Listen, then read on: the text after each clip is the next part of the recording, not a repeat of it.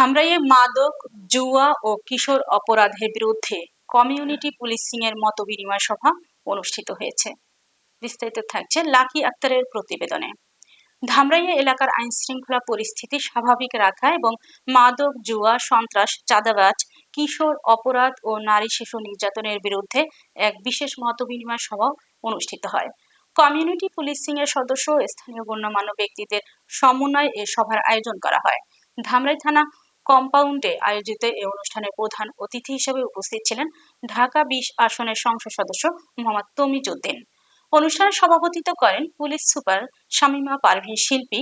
আরও উপস্থিত ছিলেন ধামরাই থানার ওসি মোহাম্মদ নাজমুল হুদা, জাহাঙ্গীরনগর বিশ্ববিদ্যালয়ের ছাত্র দলের সাবেক সাধারণ সম্পাদক ও ঢাকা জেলা স্বেচ্ছাসেবক দলের আহ্বায়ক নাজমুল হাসান অভি, শামসুল ইসলাম সাধারণ সম্পাদক, ধামরাই উপজেলা বিএনপি ও সহযোগী সংগঠনের বিভিন্ন পর্যায়ের নেতৃবৃন্দ। আছি তারা কারো বাড়ি আমাদের এই ঢাকা জেলায় যায়, সবাই দূর দূরান্ত থেকে আসে এখানে পুলিশিং করার জন্য। কিন্তু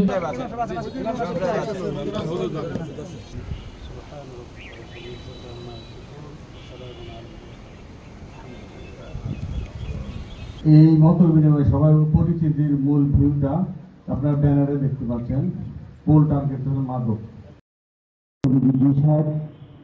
উপস্থিত আছেন করতে পারি না, ফোন ব্যাক করতে পারি না, কিন্তু আমি নিরিবিলি যখন থাকি আমি প্রত্যেকের SMS আমাকে কি দিয়েছে আমি জানি। অনেকে আমাকে তথ্য দেন আপনারা, তখন আমি SMS গুলো পড়ি, আমি জানতে পারবো। সমস্যাটি দীর্ঘদিন ধরে সৃষ্টি হয়েছে। বিশেষ করে ফ্যাসিস্ট সরকারের আমলে দেশের সব কিছু ধ্বংস করে ফেলা হয়েছিল। তার মধ্যে অন্যতম ছিল এই মাদক। জাতিকে ধ্বংস করার জন্য শিক্ষা এবং এই মাদক, এই দুইটাকে এমনভাবে ছাড় দেওয়া হয়েছিল যাতে করে বাংলাদেশ সরকারদের তার নিজের মেরুদণ্ডকে খাড়া করে দাঁড়াতে না পারে এই ধরনের একটা ব্যবস্থা করতে হয়েছে। সেখান থেকে উত্তরণের জন্যই আপনারা দেখেছেন আমাদের প্রিয় নেতা যখন লন্ডনে ছিলেন তখন কিন্তু অনেক প্রথম আমাদেরকে নির্দেশ দিতেন এবং কথা ছিল দেশ মেরামত করতে হবে।